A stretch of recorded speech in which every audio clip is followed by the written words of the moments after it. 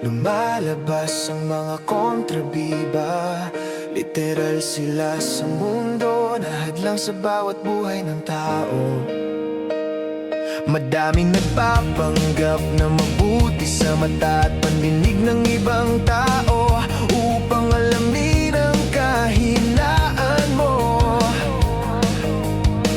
Huwag kang susuko at magpapatalo. Ipakita mo sa buong mundo kung ano ang tunay na buhay mo.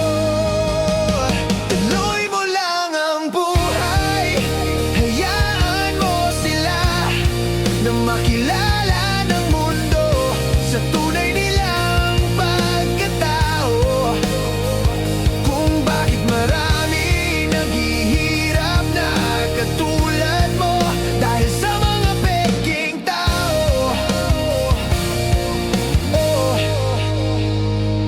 Lagi silang nakabantay sa'yo, nag-aabangan ng bawat pagkakamali mo.